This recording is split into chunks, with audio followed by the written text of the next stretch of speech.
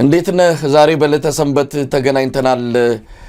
ወጀቡ እንዴት አደረገ? የሰሞኑ ወዲህ ወዲያም ያላትም የኢትዮጵያ ፖለቲካ ምንድነው ምንለው ንቅናቄ ይባል ወይ መደፍረስ ይባል ደፍርሶ ሊጠራም የሚችልበት እድል እንዳለ እንደው ምልክቶችን እያየን ነው። ለማንኛውም የሰሞኑ ወጀብ እንዴት አደረገ? እንግዲህ የነውጥ ውስጥ ያለ አገር በየቀኑ ሰበር ዜናዎች አስደማሚ ዜናዎች አያጡትም እና የኢትዮጵያ ፖለቲካ ያው እየተናጠነ ያለው አገሪቷም በግጭትም በፖለቲካ ትኩሳት እየታመሰች ነው ያለችው። በየቦታው ግጭቶች አሉ። መንግስት ደግሞ መንግስት ለመምሰል የሚያደርገው መፍጨርጨር አለ በየአቅጣጫው። ስለዚህ በየቀኑ አስደማሚም አንዳንዴም አስደንጋጭ አሳዛኝ አሳፋሪም የሚያሸማቅቁም ክስተቶች በትሰማለህ እና ያው አለን እየተደመምን እያዘንን እየቆዘምን አለን። እንግዲህ ያሬድ እንግዲህ ከሰሞኑ ክስተቶች አንድ የአፋድ አመራር አባል ወደ ብልጽግና በማምራት የሰላም ስምምነት አደረገ የሚለው ዜና ነው። የብልጽግና ሚዲያዎች የክልሎች አልቀሩ፣ ኤፍኤም አልቀረም፣ የፕሪንት ሚዲያው በሙሉ የሽፋን ዜናቸው ግንባር ቀደም ዜናቸው አድርገውታል። ሰፊ ሽፋን ነው የሰጡት። እውነት ለመናገር በማስረሻ ሰጤ ብልጽግና የሚድን እስከሚመስል ድረስ ብልጽግና ከገባበት በሽታና አዙሪት ሲጠብቀው የነበረው ፍቱን መድኃኒት የማስረሻ መምጣት እስኪመስል ድረስ ነው ሰፊ ሽፋን የሰጡት። በዚህ ደረጃ መውደቃቸውን በዚህ ደረጃ እየፈራረሱ መሆናቸውን ያልተረዳ ካለ ምናልባት ያልባነነም ካለ አሁን በሚገባ ይገለጽለታል። እውነትም ብልጽግና እየፈራረሰ ነው። አንድ ግለሰብን ይዞ እንዲህ አይነት ድምቀት ያለው ፕሮፓጋንዳ ላይ መጠመዱ የዚህ ደግሞ ፕሮፓጋንዳ አጃቢ ሆነው የመጡት ኢጋድና የአፍሪካ ህብረት ደግሞ የበለጠ ነገሩን ሌላ መልክ እንዲይዝ አድርገውታልና አሁን እንደምንሰማው ከሆነ የአፍሪካ ህብረት በጉዳዩ ላይ አስቸኳይ ስብሰባ ሊያደርግ እንደሆነ ነው ያው ስራ አስፈጻሚ ኮሚቴ አባላቱ። ምክንያቱም የተደረገውን ነገር በተመለከተ የመጣባቸው ያለውን የህዝብ ቁጣ የሚቋቋሙት አልሆነም። በበርካታ ተቋማት በበርካታ አካላት ነው እንግዲህ ተቃውሞ እየቀረበባቸው የሚገኘው ከህዝቡ ባሻገር። እንዴት አየው ይሄን አጠቃላዩን ሂደት እንዴት ስትከታተለው ነበር ያሬድ? በወቅቱ አጠር ያለ ነገሩን የታዘብኩበትንም መንገድ ሼር አድርጌያለሁ በማህበራዊ ድረገጽ። ለኔ የሚታየኝ ነገር ይሄ የቅቡልነት ዲፊሲት ኪሳራ የገጠመው ያገዛዝ ስርዓት ብዙ ነገሮችን እየጣሰ በጣም መጥፎ ሲግናል መጥፎ ምልክቶች እየሰጠ ነው። የሰላም ድርድር እንዲዋረድ ለሰላም ድርድር የሚሰጡ ቦታዎች እንዲረክሱ ሽምግልና የሚባለው ነገር ትርጉም እንዲያጣ እውነተኛ ድርድሮች ትርጉም እንዲያጡ የሚያደርጉ ስራዎች ነው። አሁን ብቻ አይደለም፣ በተከታታይ ከዚህ በፊት ኦሮሚያ ክልል በጦርነት እየታመሰ የኦሮሚያ ክልል ታጣቂ ኃይሎች ጋር መስማማት ታንዛኒያ ድረስ ሄደው መስማማት ያቃተው ያገዛዝ ስርዓት ከ6 ወር በፊት ከዛ ቡድን ተገንጥለው ወጥተው ካምፕ ውስጥ ቁጭ አድርጎ ሲቀልባቸው የነበሩ ሰዎችን አምጥቶ ልክ ሱፍ አልብሰው ከተማ ያዞሩና ትልቅ የሰላም ድርድር ተደርጓል። የኦሮሚያ ክልል ጉዳይ ግጭት አበቃለት፣ ነገሮች በቁጥጥራችን ውስጥ ናቸው የሚል አይነት በጣም የተሳሳተ መልእክት ለማህበረሰቡ ሰጥተዋል። በዛው ወቅት ግን ሰዎች ክልል ውስጥ ይገደሉ ነበር፣ ይታፈኑ ነበር፣ የመንግስት ባለስልጣናት ሳይቀር። እንግዲህ ኦሮሚያ ክልል ውስጥ ሰላም አስፍኛለሁ ተስማምቻለሁ ያለ መንግስት ነው አሁን ባለፈው ሳምንት ይመስለኛል የክልል ውስጥ ከፍተኛ የህግ ባለሙያዎች የአቃቢ ህግ ባለሙያዎች ሳይቀሩ ታፍነው የተገደለም ሰው አለ። ስለዚህ እንዲህ አይነት ሁልጊዜ የሆነ ገበናውን ወይ የሆነ ክፍተቱን ለመሸፈን ሲል ወይም አዲስ የሆነ ገጽታውን ለማሳመር ሲል የሚወስዳቸው እርምጃዎች በማህበረሰብ ውስጥ ትልቅ ቦታ ሊሰጣቸው የሚገቡ ቫልዩዎችን የዓለም አቀፍ ማህበረሰቡ ትልቅ ግምት ሊሰጣቸው የሚችሉ ነገሮችን የሚያጠፋ ነው። አሁን የሰላም ስምምነት ሲባል በቃ ቀልድ ሆኗል በብልጽግና ቤት ውስጥ። ብልጽግና ለአንድ ሰሞን ገጽታ ሽፋን ሲል እንዲህ አይነት ሪስክ ይወስዳል። ልክ ከሶማሌላንድ ጋር ተንደርድሮ ሄዶ ስምምነት ፈርም ያለው ብሎ አብይ ስምምነቱን በፈረመበት ትንሽ ደቂቃ ውስጥ በኢትዮጵያ ዜና እንኳን ደስ አላችሁ ተብሎ ፖስተር የሚገርም ፖስተሩ ስምምነቱ ከመፈረሙ በፊት የተዘጋጀ መሆኑ ምንም ጥርጥር የለውም። እኔም እዛው አዲስ አበባ ነበርኩ። የአብይ አህመድ የሆነ በቃ የባህር በር አስገኙልን የሚል ትልቅ ባነር ተሰርቶ ተለጥፎ ጭፈራ ነበር። ስለዚህ ይሄ የቅቡልነት ክራይሲስ የቅቡልነት ችግር ሲገጥምህ የምትሄድበት መንገድ ነው። አሁን ከፋኖም ኃይሎች ጋር አደረግን የሚባለው ስምምነት ቀድመው ራሳቸውም የመንግስት ሰዎች ሳይቀሩ አንድ የፋኖ ቁልፍን ሰው ማረክን እጅ ሰጠ የተለያዩ ዜናዎች ሲሰሩ ቆይተው ዋናው ድርጅት ቁጭ ብሎ ከአንድ ግለሰብ ጋር እንዲህ አይነት ስምምነት አደረግን ማለት አሁንም በሰላም ማላገጥ ነውና አብይ አህመድ ያገዛዝ ስርዓቱ ከዚህ በፊትም ደጋግመን እንዳልነው ግጭትን መሰረት ያደረገ ነው። በግጭት ላይ ያተኮረ ግጭት ተኮር የሆነ የአገዛዝ ስልትን የተከተለው ግን ያ አልበቃ ብሎ ደግሞ የሰላም ስምምነቶችን ሆን ተብሎ ለእንደዚህ አይነት እና ይሄ ምናልባትም እየቆየ የእረኛውና የቀበሮው ታሪክ ነው የሚሆነው። መንግስት ከልቡ ሰላም የፈለገ ጊዜ ማን ሊያምነው ይችላል? አንድ እሱ ነው። ሁለተኛው የአፍሪካ ህብረትን ሰዎችም እኔ በጣም በድፍረት መናገር የምችለው እነዚህን ሰዎችም አሳስተዋቸዋል። የመንግስት ሰዎች ትክክለኛውን የፋኖን ሰዎች አግኝተናል። አንተና እስክንድር ያደረጋችሁትን ኢንተርቪው ሰምቻለሁ። እነዚህ ሰዎች በተወሰነ ደረጃ ኢንጌጅመንት ነበራቸው። ስለዚህ ከዚህ ይሄን ሰውዬ ይዘው ከዋና ሰዎቹ ጋር ልክ እንደተስማሙ አድርገው እነዚህን የአፍሪካ ህብረት ሰዎች እዛች ለፎቶ እይታ ነው ይፈልጓቸው። ይሄ የአገር ውስጥ ያለውን እሴት ከማበላሸት አልፈህ በአህጉር ደረጃም ሌሎች የአህጉር ተቋማትንም ጭምር አንተ የገባህበት የፖለቲካ ኮራፕሽን ውስጥ ለመክተት እና አብይ የሄዱበትን ርቀት ነው የሚያሳየውና ምንም ጥርጥር የለኝም የአፍሪካ ህብረት ሰዎች ከተወሰኑ ቆይታዎች በኋላ እውነታውን በትክክል ሲረዱት በዚህ ጉዳይ ላይ የሆነ ነገር ማለታቸው አይቀርም። ግን እንደ ሀገር እንደ ኢትዮጵያዊ ሆነ ስታየው ግን በአገዛዝ ስርዓቱ በኩል የሚደረገው ነገር ህግን መጫወቻ ማድረግ፣ ሰላምን መጫወቻ ማድረግ፣ የሀገር ሉዓላዊነትን መነገጃ ማድረግ፣ እነዚህ ሁሉ የባህር በር ፍለጋ አስመስለህ ስልጣንን ለማቆየት የሚደረጉት ስራዎች ሁሉ የአገዛዝ ስርዓቱ የገባበትን ቀውስ ማሳያዎች ናቸው። መሳይ ያሬን እንደው ወደ አፍሪካ ህብረትና ኢጋድ ጉዳይ እመጣለሁ። ግን እንደው ይሄ አገዛዝ መቼ ነው የሚያበቃው? መቼ ነው የሚያቆመው? ህዝብን ማታለል አሁን ቀደም ሲል የጠቀስከውን የሶማሌላንዱን እንኳን ደስ አላችሁ ፈጣሪ ይመስገን ከማለት ሌላ ምን ይባላል ከሚል መገለጫ ጋር እንደዛ ህዝቡን በፕሮፓጋንዳ መግቢያ መውጫ ነፍስ ውጪ ነፍስ ግቢ ያደረጉበትን ጊዜ እናስታውሳለን። ያ ብቻ አይደለም። ባለፉት 7 ዓመታት የአብይ አህመድ አገዛዝ መለያ ባህሪው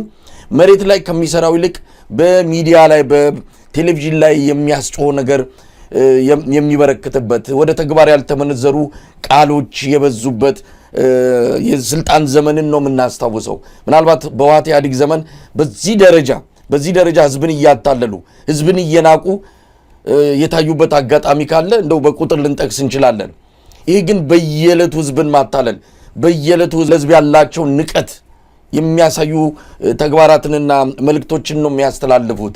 እንደው መቼ ነው የሚያበቃው ይህ ንቀታቸው? እንግዲህ መብራት አምጥተንልሃል አባይ ግድብን ይኸው መረቅንልህ ብለው ያ ሁሉ ጭፈራ ከተደረገ በኋላ ይኸው የኢትዮጵያ ህዝብ ከፈረቃም ባሻገር እንደው በተከታታይ መብራት እየጠፋ አሁንማ ለጉድ ነው አሉ። መብራት በየጊዜው ነው የሚጠፋው። ሰው መስራት አልቻለም፣ መንቀሳቀስ አልቻለም። አባይ ግድብ ተገደበ ተመረቀ ተብሎ ይዞላቸው የመጣው ሲሳይ የለም። እንዲህ አይነት ህዝብን እያደናገሩና በንቀት የተስፋ ዳቦ እያስገመጡ እስከ መቼ ዘልቃሉ ነው? ይሄ ነገር የሚያቆመው መቼ ነው? ትልቁ ነገር መሳይ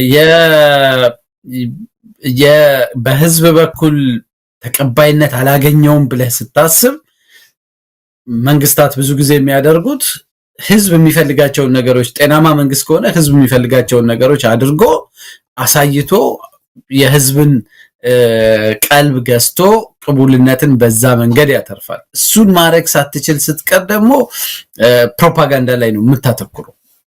የፕሮፓጋንዳ እየነዛህ ኢሜጅህን በጣም አገዝፈህ የውሸት ነገ አሁን አብዛኛዎቹ ንግግሮች የፖለቲካ ቀብድ የምትለው እንደዚህ ልናረግላችሁ ነው፣ ነዳጅ ልናወጣላችሁ ነው፣ እንደዚህ ልንሰራ ነው፣ እንደዚህ ልንሰራ ነው የሚሉት ንግግሮች ሁሉ ትንሽ ትሰራና አብዛኛው ንግግርህ ግን በቀብድ ነው ሰርቫይቭ ማድረግ የምትፈልገው። ነገ ይሄን እናረግላችኋለሁ፣ ስለዚህ ግዴላችሁም ከኔ ጋር ቆዩ ነው። እሱንም ማድረግ በዛም እንደዛም አድርገህ ፕሮሚስም ገብተህ የውሸት ፕሮሚስም ህዝቡን አሁንም አልተቀበለኝም ብለህ ስታስብ ግን ነጭ ውሸት ውስጥ ነው የምትገባው፣ ወደ ለየለት ቅጥፈት ውስጥ ነው የምትገባው። እና መቼ ይቆማል የምትለው አይ ቲንክ አንድ ሰው አንተን አንዴ ሁለቴ ሊያታልልህ ይችላል። ሁሌ የሚያታልልህ ከሆነ ግን አንተ ጋር ነው ችግር ያለው።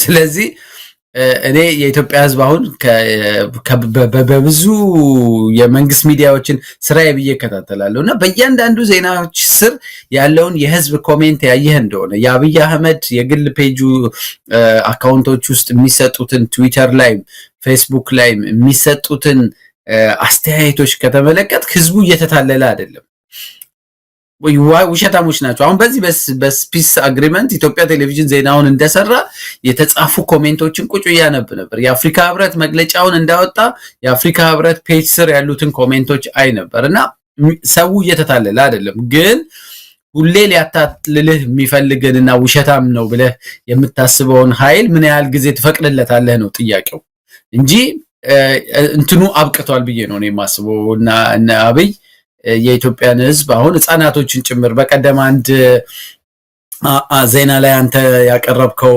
የህፃናቶች አብይ እያለ ምን ሰላም አለ የሚለው ነገር እነዚህ እንግዲህ ገጠር ውስጥ ያሉ ህፃናት ልጆች ናቸው። ብዙ መረጃ የሚደርሳቸው የለም፣ ግን ቀያቸው ላይ ጥይት ይጮሃል፣ መትረየስ ይጮሃል። የመንግስት ወታደሮች መተው እናቶቻቸውን ይደፍራሉ። በቢቢሲ ሪፖርት እንዳየው እህቶቻቸውን ይደፍራሉ፣ አባቶቻቸውን ይገሉባቸዋል። መንደራቸው ውስጥ ድሮን ይጮሃል። ከዛ በኋላ ለነዚህ ልጆች የፈለከውን አይነት ተአምር ሰራላቸዋለሁ ብትል ማንም ሊያምን አይችልም። እና ከተማም ውስጥ አሁን እና አብይን የሚያምኑ እና አብይን እውነተኛ አድርገው የሚወስዱ ሰዎች እኔ ብዙ አላይም። አሁን የማመን ያለማመን እንትን ሳይሆን በቃ እነሱ ብታምኑም ባታምኑም ብለው ነው የሚቀጥሉት። ህዝብ መቼ ያስቆማቸዋል የሚለው ጥያቄ ነው ለኔ ወሳኙ እንጂ በዚህ ሁኔታ አይቀጥሉም። እና ትልቁ ችግር ግን ምንድነው ከመጀመሪያውም አሁን ብቻ አይደለም መሳይ ላለፉት 7 ዓመታት አብይ አህመድ ከመጣበት ጊዜ ጀምሮ የገጽታ ትኩረቱና ምናልባትም ወደፊት ደግቀን ሲመጣ በደንብ ኦዲት ቢደረግ የብልጽግና ትልቁ በጀት ለገጽታ ግንባታ ያወጣቸው ኮስሞቲክ የሆኑ ጉዳዮች ላይ ኢቭን እኔ እነዚህ የሎጅ የምናምን እሱ ለቱሪዝም ለምናምን ይላል። ሰላም በሌለበት ሀገር ቱሪስት ሊመጣ አይችልም።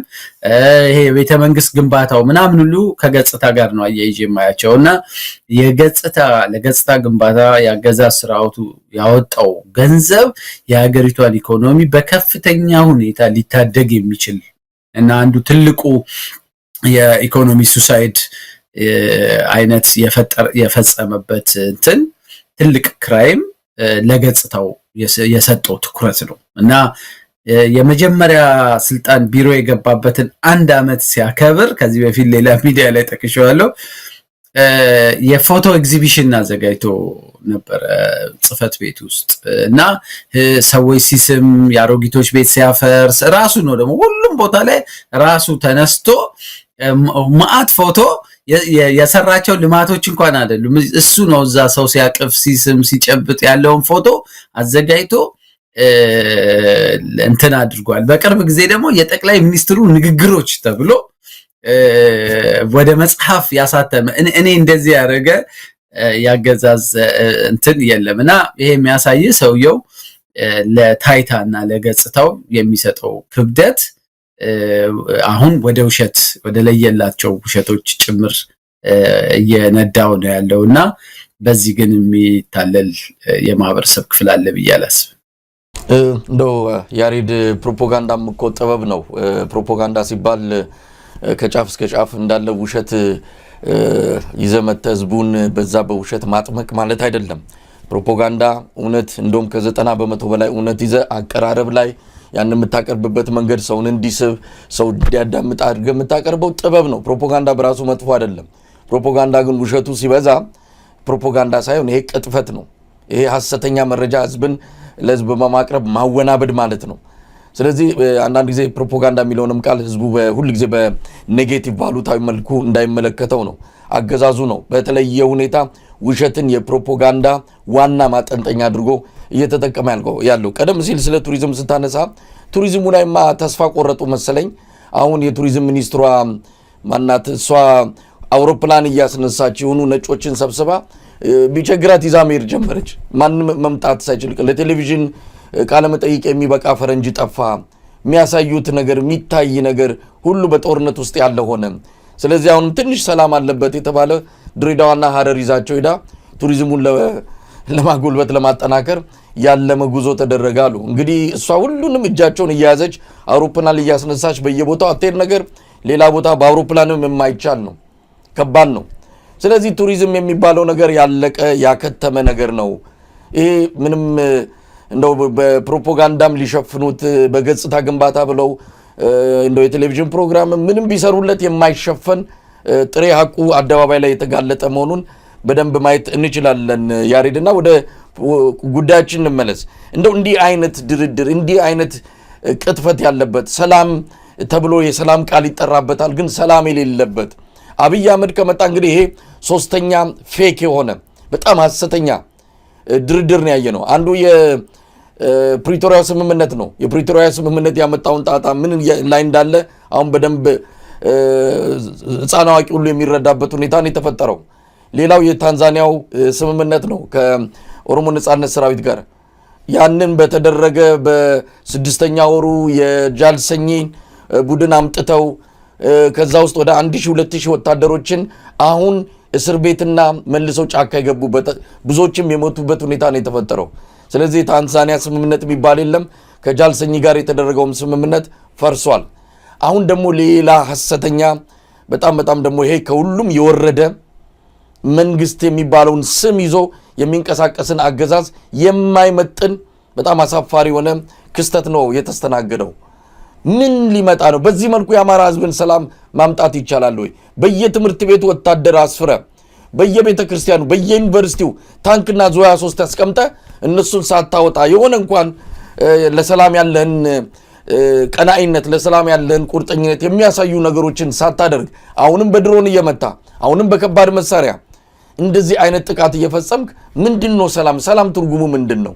ይህንስ እውነት የአፍሪካ ህብረት በግለሰብም ደረጃ ይሄዱ በተቋምም ይሄ ነገር ጠፍቷቸው ነው ወይ? ትንሽ መፈተሽ ትንሽ መረጃ መሰብሰብ አቅቷቸው ነው የአብይ አህመድ ቲያትር አድማቂ ሆነው የመጡት? ብዙ ጥያቄ ልናነሳ እንችላለን። ግን በዚህ መልኩ ሰላም ይመጣሉ? ያሬድ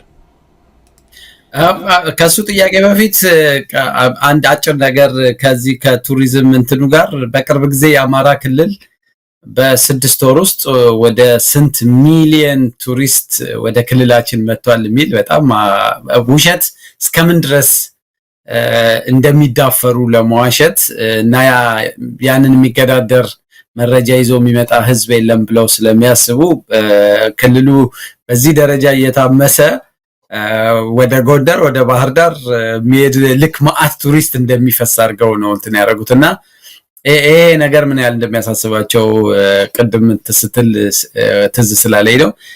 ለኔ የዚህ የስምምነቶቹ ጉዳይ የአብይ አህመድ ቅድም እንዳልኩት ነው ለገጽታው የሚጨነቀውን ያህል እንግዲህ አሁን ከተፋላሚ ኃይሎችም ጋር ስምምነት ላይ ስለደረስን ነገሮች በቁጥጥር ውጭ ከቁጥጥራችን ውጭ አይደሉም፣ ሰላም እያሰፈንን ነው። ለምርጫ ብዙ ጊዜ በራሳቸው ገንዘብ አያካሂዱም መሳይ ከፓርላማ የሚመደበው ጠቅላላ በጀት እንዳለ ሆኖ መንግስት በጣም መጠነኛ ገንዘብ ነው። ሊያውም ደግሞ አሁን ክራይሲስ ውስጥ ናቸው። የምርጫ ከፍተኛ ገንዘብ የሚመደበው ከአውሮፓ ዩኒየን ከአሜሪካና ከተለያዩ አገሮች የሚሰጡት ገንዘብ ነው የምርጫ የሀገሪቷን የምርጫ ከፍተኛውን በጀት የሚሸፍነው። አብዛኛውን ወጪ የሚሸፍኑት እነሱ ናቸው። ግን አሁን እነሱ እንደ ቅድመ ሁኔታ የሚያዩት የሰላም ሀገሪቷ ውስጥ ከሌለ ለምርጫ የሚያወጧቸውን በጀቶች ሆልድ ያደርጋሉ። ስለዚህ በየቦታው ሰላም ፈጥረናል የሚሉት እንዲህ ያሉ ስምምነቶች ሌሎች እንድምታም አለው። የበጀት ጋር የተያያዘ ከድጋፍ ጋር የተያያዙ እንድምታዎችም የማጭበርበሪያ መልእክቶች አሉት። ዋናው ነገር ግን እኔ አይ ቲንክ ዶክተር ወርቅነህ ገበየሁ ካስታወስክ መጀመሪያ ወደ ተባበሩት መንግስታት ነበር ሊገባ የነበረው። ስራ ሁሉ እንትን ብሎ ወደ ኬንያ ሊሄድ በቃ ሁሉ ነገር ይፋ ከተደረገ በኋላ የሰብአዊ መብት ድርጅቶች ፒቲሽን ተፈራርመው ባለፈው ያገዛዝ ስርዓት ውስጥ ቶርቸር ያስፈጽም የነበረ ሰው እንዴት ወደ ተባበሩት መንግስታት ይመጣል የሚል ጫና ሲደረግበት ነው የተባበሩት መንግስታት ቅጥሩን ሁሉን ነገር ከጨረሰ በኋላ ፖዚሽኑን የከለከሉት። ከዛ በኋላ ወዲያውኑ አብይ ተረባርበው ወደ ኢጋድ እንዲመጣ ሲያደርጉት አንዱ ዓላማ የአብይን ጉዳይ በኢጋድ በኩል ማስፈጸም ነው አንዱ እና ካስታወስክ የታንዛኒያውም ስምምነት ላይ ለጃልመሮ የበረራ ፋሲሊቲውንም ምኑንም ያመቻቸው እነ ወርቅነህ ገበየሁ ነበሩ። ስለዚህ ለአገዛዝ ስርዓቱ እነዚህን የሪጂናል ተቋማቶችም ለመጠቀም እዛ ፕላንት የተደረገ ሰው ነው እና የሱ እጅ እንዳለበት ምንም ጥርጥር የለውም። በዚህኛው እንትን ላይ ጣልቃ እንዲገቡ ድራማው ላይ እንዲሳተፉ የነ አብይና የነ ወርቅነህ ገበየሁ ስራ ነው። ይሄ ግን የከሸፈ ነው። በጣም በተሳሳተ መንገድ ነው፣ መጥፎ ቦታ ላይ ነው የሚጥላቸው። ምክንያቱም የአፍሪካ ህብረት ከአንድ ሰው ጋር የተደረገን ስምምነት እንደ አንድ የክልሉ ተዋጊ ኃይል ስምምነት እንዳደረገና ከዛም አልፈው የክልሉ ሰላም ከዚህ በኋላ እንደሚረጋገጥ አድርገው የወጣው መግለጫ ተቋሙን ምን ያህል እንዳሳሳተው አሁን የሚረዱ ይመስለኛል ከህዝብ ጩኸትና ራሱ ደግሞ ተቋሙ ስሙ የተጠቀሰው ተቋም የፋኖች ህብረት የሰጠው መግለጫ እና በእንግሊዘኛ የሚወጣው መግለጫ በደንብ ይሄንን ስራ ላሳሳቷቸው ሰዎች መልእክት በደንብ የሚሰማ መልእክት ይመስለኛል። ትልቁ ነገር ግን ምንድነው እኔ በጻፍኩት እንትን ላይ በፕሪቶሪያውም ስምምነት ላይ አብይ በቅን ልቦና አልነበረም አግሪመንት ውስጥ የገባው፣ ሌሎቹም በዛኛውም ሳይድ ያሉት እና የሰላም ስምምነቶች በጣም ጠባብ ለሆነ የፖለቲካ አጀንዳ እንዲውሉ ስለሚደረግ ዘላቂ ሰላም ሊያመጡ አይችሉም። ለዛ ነው የትግራዩ እንትን አሁን እንደገና ሌላ ውጥረት ውስጥ የገባው። በኦሮሚያ ክልል የተደረጉ በርካታ በየጊዜው አደረግናቸው የሚሏቸው ስምምነቶች ቅን ልቦና ላይ የተመሰረቱ ስላልሆኑ ስምምነት ያደረጉትን ሰዎች በማግስቱ ያስሯቸዋል ወይ የሆነ ነገር ይደረጋል፣ ግጭቱ ይቀጥላል እና አሁንም ይሄም ተመሳሳይ ጣፍንታ ነው የሚገጥመው። ግን የአብይን ክሬዲቢሊቲ የበለጠ ሰውየው በአህጉር አቀፉም ፖለቲካ ውስጥ የማይታመን በዓለም አቀፍ ፖለቲካም ውስጥ ትልቅ እምነት የሚያሳጣው መጥፎ ስተት ይመስለኛል ይሄ ሰሞኑን የፈጸሙት ስተት። እንግዲህ ያው በዓለም አቀፍ ደረጃ ገጽታችን እንደውም የበለጠ ከኩስምና ወጥተን ቀና እያልን ነው የሚል ነገር ነው። እንግዲህ ሁሉ ጊዜ የምንለው ነገር አለ፣ ብልጽግና ካለ ድህነት ኢትዮጵያ ውስጥ ስር ሰዷል ማለት ነው። ሰላም ካሉ ኢትዮጵያ ውስጥ ቀውስ፣ ጦርነት በየቦታው አለ ማለት ነው። ስለዚህ በብልጽግና መዝገበ ቃላት ውስጥ ፍቺው ተቃራኒው ነው። ከዚህ አንጻር አሁን በገጽታ ግንባታ ከፍ ብለናል ካሉ ምን ያህል ኢትዮጵያ በዲፕሎማሲው ወደ ኋላ እየተንሸራተተች እንደውም በጣም ኩስምና ውስጥ ከመግባት አልፋ ስሟ ማይጠራበት ዘመን ላይ ደርሰናል። ሰሞኑን እዚህ አሜሪካ የተደረገ የኮንጎና የሩዋንዳን ስምምነት እንደው ኢትዮጵያን የምታል በአፄ ኃይለ ሥላሴ ጊዜ አፍሪካን አንድ ያደረጉ አፍሪካን ያስታረቁ እሱም ይቅር በነ መንግስቱ ኃይለ ማርያም ጊዜ የነበረው አፍሪካን አንድ የማድረግ ነገር እሱም የኢትዮጵያ ሚና ይታወቃል። በመለስ ዜናዊ ጊዜም ጭምር ያለውንም ነገር በአፍሪካ ላይ ያለን ገጽታ እውነት ለመናገር የኮሰመነ አልነበረም። አሁን በዚህ ስምምነት ላይ ኢትዮጵያ ስሟም ሳይጠራ ኬንያ ፕሬዝዳንቱ ተጋብዘው በዚህ ስነ ስርዓት ላይ ተገኝተው እንደ ዳኛ እንደ አስታራቂ የታዩበት የኬንያ ሞገስ ከፍ ያለበት ብቻም አይደለም 1.6 ቢሊዮን ዶላር እንደው በኪሳቸው ለሀገራቸው ሸጉጠው የተመለሱበት ሁኔታ ነው የተፈጠረው። ስለዚህ ምንድነው አብይ አህመድ ራሱ ፎቶ እየተነሳ ከሚለጥፈው ልክ እንደ አንድ ታዋቂ ሰዎችን እያሳደደ ፎቶ እየተነሳ እንደሚለጥፍ አንድ አክቲቪስት ካልሆነ በስተቀር ለሀገር የሚጠቅም ጠብ ያለ ነገር ሳያስገኝ የበለጠ ኢትዮጵያን እያዋረደ ያለበት ሁኔታ ነው ያለው። ግን እነዚህ አፍሪካ ህብረትና ኢጋድን እንዳልከው ነው። እንደው ኢጋድ የሚባል ሀገር በአሁን ሰዓት ቀውስ ነው። አፍሪካው ቀጠና ሱዳን ቀውስ ውስጥ ነች፣ ኢትዮጵያ ቀውስ ውስጥ ነች፣ ኤርትራ ያለው ሁኔታ ይታወቃል። ያው ለኢጋድ ያላትም አቋም በግልጽ የሚታወቀው እንኳን ለኢጋድ ለአፍሪካ ህብረት የኤርትራ አቋም ግልጽ ነው። ፕሬዚዳንቱ በየጊዜው የአፍሪካ ህብረት እንዴት እንደሚገልጹ ይታወቃል። ምንም ሰላም በሌለበት ኢጋድ ዝም ብሎ ተጎልቶ ያለ ተቋም ነው ማለት ነው የምንችለውና ከዛ ይልቅ ግን ለአብይ አህመድ እንደ መሳሪያ እያገለገለ ያለ የኦህዴድ ሰው ገራፊ የነበረ ሰው ብዙ ሰው ሲያሰቃይ የነበረ ሰው ግን የዚህ ጸሐፊ ሆኖ የተመጣበት ሁኔታ ድርጅቱ ቀድሞኑ የከሸፈ ለመሆኑ ማሳያ ነው ማለት ይቻላል። እንደው የአፍሪካ ህብረት አሁን ዝግ ስብሰባ ላይ ያደርግ ነው እየተባለ ነው። አንድ ዶክመንት ወጥቶብኛል፣ ሶሻል ሚዲያን እየተቆጣጠርኩት አይደለም፣ ከቁጥጥሬ ውጪ ነው፣ እኔን አይወክልም የሚል አንድ ነገር ጽፏል። ምን አይነት ዶክመንት እንደሆነ ግን አልገለጸም። ያ በምንድነው ሰሞኑን አማራ ክልል ላይ ተካሄደ የተባለው አስቂኝ ድራማን የተመለከተ እንዳልሆነ ግን ምክንያቱም ከና አቋሙ አሁንም መግለጫው በዛው በዌብሳይቱ ላይ ይገኛል። ምንድነው አሁን የአፍሪካ ህብረት ሊል የሚችለው? እንዲህ አይነት ውርደት ውስጥ ገብቶ ነገ ከነጎዳ የኢትዮጵያንም ህዝብ አጠቃላይ ይቅርታ ካልጠየቀ ይሄ ተቋም እንደ ተቋምነት እንደው አለ ማለትስ ይቻላል? በእርግጥ በዚህ ጉዳይ ብቻ ሳይሆን በብዙ ጉዳዮች የከሸፈ ነው። ግን ይሄ ደግሞ የበለጠ ተቀባይነቱን እየሸረሸረ ምንም የአምባገነኖች መጠቀሚያ መገልገያ የሆነ ተቋም ተደርጎ እየታየ ነው ያለውና ምን እድል ጣፋንታ አለው ስሙን ለመመለስ የአፍሪካ ህብረት? የአፍሪካ ህብረት ዘሞስ ኮራፕትድ የሆነ ሪጂናል ኢንስቲትዩሽን ነው። ያው በየሀገራቸው ከተበላሸ የፖለቲካ ባክግራውንድ የመጡ የተሰባሰቡ ሰዎች ፖለቲከኞች ያሉበት ተቋም ስለሆነ ሃይሊ ኮራፕትድ ነው በብዙ መንገድ።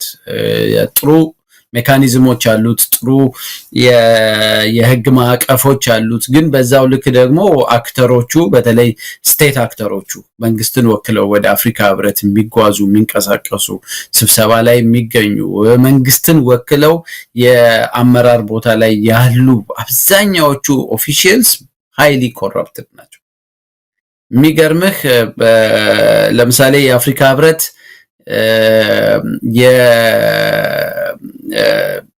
የትግራይ ጦርነት በሚካሄድበት ከተካሄደም በኋላ አንድ አጣሪ ኮሚሽን መድቦ ነበር እና ያንን አጣሪ ኮሚሽን እና አብይ እንዴት እንዳስቆሙት ዝርዝር ታሪኩን ብትሰማ በጣም ነው የምትደነግጠው። እነዛን የተሰየሙ ሰዎች እንዴት አድርገው እንደሚይዟቸው ብዙዎቹ ኤክስፐርቶች በሀገር ወክለው የአፍሪካ ህብረት ውስጥ ቦታ የሚይዙ ሰዎች በዶላር በትንሽ ዶላር በቀላሉ የሚደለሉ የሚገዙ ሰዎች ናቸው። ስለዚህ ተቋሙ የራሱ የሆነ ችግር አለበት። እኔ አሁን በተመሳሳይ ቀን ዲሴምበር 4 የአፍሪካ ህብረት 2 የሰላም ስምምነት መግለጫዎች አውጥቷል። አንደኛው የሰላም ስምምነት ቅድም አንተ የጠቀስከውና እንኳን ደስ አላችሁ በሚል አፍሪካ ህብረት የዲሴምበር 4 ላይ የወጣ ፕሬስ ስቴትመንት ኦን ዘ ፒስ አግሪመንት ሳይንድ ቱዴይ ቢትዊን ዘ ዲሞክራቲክ ሪፐብሊክ ኦፍ ኮንጎ ኤንድ ዘ ሪፐብሊክ ኦፍ ሩዋንዳ ብሎ ያወጡት መግለጫ አለ። እዛው ዌብሳይታቸው ላይ አለ። የፕሬስ ስቴትመንታቸውን ፎርማት በትክክል ያሟላ ጀስት ስቴትመንት ብቻ ነው። ፎቶግራፍ የለውም፣ ምን የለውም። ፎር ሚዲያ ኢንኳየሪ ለተጨማሪ በዚህ ስቴትመንት ላይ ለምትፈልጉት መረጃ ብለው የሚስተር ኑር መሐመድ የስፖክስ ፐርሰኑን ኮንታክት አስቀምጠው ጀስት ጽሁፍ ብቻ ነው አንድ ገጽ ነው አንድ ስቴትመንት ነው በዛው ቀን የወጣውን የኢትዮጵያ የአፍሪካን ዩኒየን ላንድ ማርኪንግ ፒስ አግሪመንት ብለው ያወጡትን ዌልካሚንግ ሳይኒንግ ቢትዊን አማራ ሪጅን ኤንድ ፋኖ የሚለው በጣም የሚገርም ነው ያኛው በስቴቶች መካከል የተደረገ ነው ይሄ በአንድ ክልልና እዛ ክልል ውስጥ በሚደረግ ታጣቂ ኃይል መካከል የተደረገን ስምምነት ልክ በቃ ትልቅ በሀገሮች መካከል የተደረገ አስመስለው መጨረሻ ላይ ግን የሚዲያ ኮንታክት ማለት እንችላለን ታጣቂ ኃይል ሳይሆን ግለሰብ ነው ምናልባት ኖ እነሱ ያሉትን ነው የምልህ እኔ አሁን ስለ ግለሰቡ እንትሩን እውነታውን አይደለም ነግረ እዚህ ስቴትመንቱ ላይ ያለው ነው የምልህ ግን የፎርማቱን ከተመለከትክ መጨረሻ ላይ የሚዲያ ኮንታክት ከፈለጋችሁ ለፎር ሚዲያ ኢንኳየሪስ ኤንድ ፕሊስ ኮንታክት የሚለው እዚህ የኢትዮጵያው ስምምነት ላይ የለም እና የስፖክስ ፐርሰኑን ለተጨማሪ መረጃ ማናገር ትችላላችሁ የሚለው ነገር እዚህ ፎርማት ስታንዳርዳቸው ፎርማት ይሄ ነው የኢትዮጵያው ስምምነት ላይ የለም አንድ ሁለተኛ ይሄኛው ሞር ለገጽታ እንትን ትኩረት እንደተሰጠ የምታየው ኦልሞስት የፔጁን half የኢትዮጵያው ስምምነት የአማራ ክልሉ ፕሬዝዳንትና የግለሰቡ ቁጭ ብለው ሲፈርሙ ያለበትን ፎቶ ነው የአፍሪካ ህብረት ፎቶ አስቀምጦ አይደለም ሌሎቹ ስምምነቶች ላይ ፕሬስ ስቴትመንት ያወጣው ስለዚህ የሆነ የተሰራ ቁማር በዚህ በወጣው ስቴትመንት ላይ ራሱ የተሰራ ቁማር እንዳለና ለብልጽግና ፕሮፓጋንዳ ልክ የኢትዮጵያ ቴሌቪዥን የተጠቀመውን ፎቶ እንዳለ አምጥተው ነው የዚህ ልክ የአፍሪካ ህብረት ስምምነት በሚመስል የፕሬስ ስቴትመንት በሚመስል የወጣው እና ዌብሳይታቸውም ላይ እንዲወጣ ተደርጓል ስለዚህ ይሄ ምናልባት አሁን ትላንትና መሰለኝ የአፍሪካ ህብረት ከዌብሳይታችን እና አንዳንድ አካውንቶቻችን ሃክ ተደርገው የኦቶራይዜሽን ያልተሰጣቸው በአፍሪካ ህብረት በኮሚሽኑ ኦቶራይዜሽን ያልተሰጣቸው መረጃዎች በድረ ገጾቻችን ላይ ተለጥፈዋል ይሄንን የምታደርጉ አካላት ከድርጊታችሁ ታቀቡ የሚል ግን ድፍን የሆነ መግለጫ አውጥተዋልና እኔ እሱን ካየው በኋላ ወዲያውኑ የሄድኩት በአንድ ቀን ውስጥ የተፈረሙት የወጡትን የአፍሪካ ህብረት ሁለቱን የፕሬስ ስቴትመንቶች ነው ቁጭ ብዬ ያነጻጸርኳቸውና ትክክለኛው ፎርማት የዚህ በኮንጎና በሩዋንዳ መካከል የተደረገው ስምምነት ላይ ቁልጭ ብሎ ታየዋለህ እሱ ሊያውም እንግዲህ ስምምነቱ ሌላ ቦታ ተፈርመው የአፍሪካ ህብረት ነገሩን እንዴት አድርጎ እንደተቀበለው የሚገልጽ ነው የኢትዮጵያው ስምምነት ላይ ደግሞ በፎቶ ታጅቦ ግን የአፍሪካ ህብረትን የፕሬስ ስቴትመንት ፎርማት የተከተለ አይደለም ስለዚህ ተቋሙ ኮራፕት የሆነ ስለሆነ አይ ቲንክ አንድ የተጨረበረ የብልጽግና ሰዎች የሰሩት ነገር እንዳለ ሴንስ ማድረግ ይቻላል እሱን እያደር ምን ሰማው ነው የሚሆነው ምናልባት ያሬድ ይሄ እንዲህ አይነቱን ነገር ተጠልፏል ዌብሳይታችንም የማህበራዊ መድረኮቻችንም የሚለው መግለጫ ነገ ከነጎዲያ ይሄንንም ጉዳይ ተጠልፎብን ነው እንጂ ወደሚል ነገር ይመጣሉ ብለ ታስባለህ ምክንያቱም ጫናው ግፊቱ በጣም ከፍተኛ ነው ተቋሙ ላይ የመጣለው አደጋ ቀላል የሚባል አይደለም የአብይ አህመድ መጫወቻ መሆኑን ሌሎች አፍሪካ ሀገራትም ጭምር በተለይም በአፍሪካ ህብረት ላይ ቁልፍ ሚና ይጫወታሉ ወደ ተባሉ አካባቢዎችም ጭምር ኢትዮጵያውያን ስልክ እየደወሉ ኢሜል እያደረጉ ከፍተኛ ጫና እየፈጠሩ ነው ያሉት በሶሻል ሚዲያ ላይ ያለውንም ጫና እያየው ነው ስለዚህ ነገ ከነጎዲያ ለመንደርደሪያ ብለው እቺን ነገር አውጥተው አሁንም መግለጫው በእኛው ቀና አይደለም ሊሉ ይችላሉ በፎቶ ታይተው በተለያየ መልኩ እዛ መድረክ ላይ ከታዩ በኋላ ማስተባበል የሚችሉበት ሁኔታ የለም ይቅርታ ካልሆነ በስተቀር እንግዲህ እነዚህ ሁለቱ ግለሰቦች እዛ ፎቶ ላይ ያሉት ግለሰቦች በምን ሁኔታ ነው እዛ የተሳተፉት በትክክል በሂደቱ ላይ የአፍሪካ ህብረት በርግጥም አስማሚ ሆኖ ልክ እንደ ፕሪቶሪያው በነበረው አይነት ሁኔታ ገብቷል ወይ የሚሉት ነገሮች ሁሉ ግልጽ ወደፊት የሚወጡ ይመስለኛል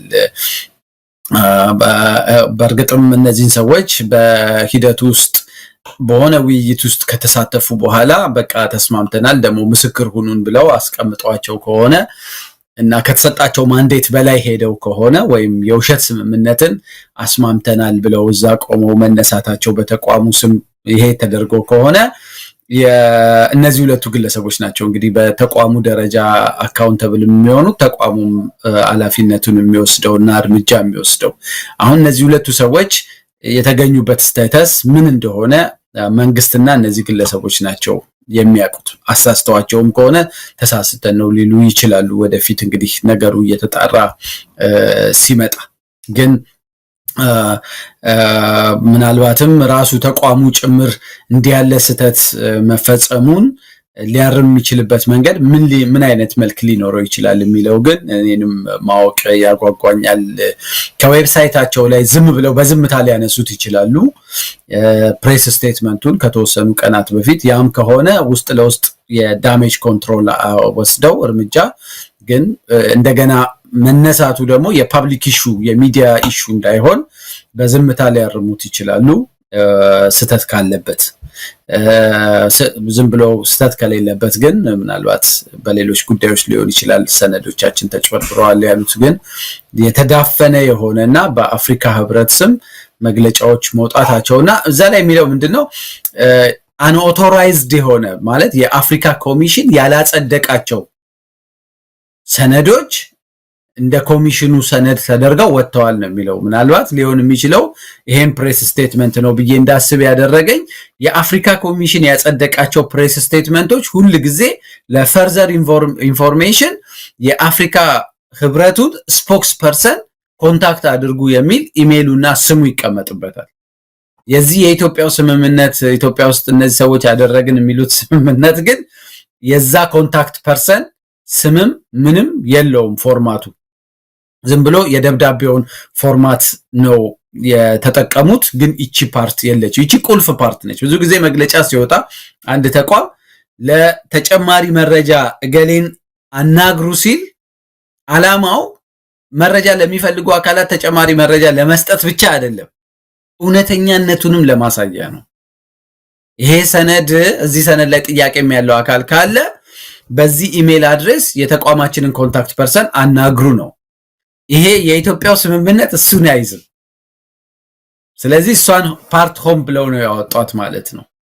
እንደዛ ከሆነ አሁን ስለዚህ ደብዳቤ የአፍሪካ ህብረትን ኮንታክት ፐርሰን ሄደህ ለማዋራት እዛ ላይ ስሙም አልተጠቀመጠ ምንም አላለም። ግን እንግዲህ አስበው the same day ነው የወጡት እነዚህ መግለጫዎች ዲሴምበር 4 ነው የወጡት እና አንደኛው ፒውር ስቴትመንት ብቻ ነው ክሊር ስቴትመንት ነው ያለው። ከዛ ለእርግጠኛነቱ በዚህ ኢሜል ገሌና አናግሩ ይላል። ይሄኛው ደብዳቤ ደግሞ የኢትዮጵያ ቴሌቪዥንን ፒክቸር የአፍሪካ ህብረት እዛ ቦታ ላይ ካሜራማን ምን እንደ ፕሪቶሪያው ስምምነት እንትናር የኢትዮጵያ ቴሌቪዥንን ፒክቸር ወስደው ለቀረቸው ስቴትመንት የሆነ ነገር ጽፈዋል። ግን ለትክክለኛነቱ የሚሆን ለተጨማሪ መረጃ እኛን አግኙን ብለው ኃላፊነት አልወሰዱም። ስለዚህ እኔ ይሄንን ያውን የምታየውን የአፍሪካ ህብረት ያለበትን ደብዳቤ ወስጄ ፒዲኤፍ ፉድ በሶፍትዌር ተጠቅሜ እንትን ማድረግ ይችላልና ምናልባት እንግዲህ ከሚዲያ ሰዎቻቸው ጋር ከኮሙኒኬሽን ሰዎቻቸው ጋር በተደረጉ ነገሮች ዌብሳይታቸውም ላይ ወጥተው ሊሆን ይችላል። ያንን እንግዲህ የአፍሪካ ህብረት ወደፊት በቂ ማብራሪያ የሚሰጥበት ይመስለኛል። አንተም ሲያመቼ እነዚህን ሁለቱንም ደብዳቤዎች ጎንና ለጎን አስቀምጦ ለፓብሊኩ እንዲያየው ማድረግ ይቻላል እና በደንብ የፎርማት ችግር እንዳለበት ግን እኔ በቀላሉ ማየት ይችላል። እንግዲህ አሬድ የአፍሪካ ህብረት የኮሙኒኬሽን ሆነ ፐብሊክ ዲፓርትመንቱን በኢሜል ጭምር ነው የጠየቅነው። ስልክ ደውለን በተደጋጋሚ የሚነሳ አይደለም። ነገር ግን ባሉት መገናኛ እነሱን ኮንታክት አድርጉን ባሉት መንገዶች በሙሉ ኮንታክት ለማድረግ ሞክረን እስካሁን ምላሽ አላገኘንም።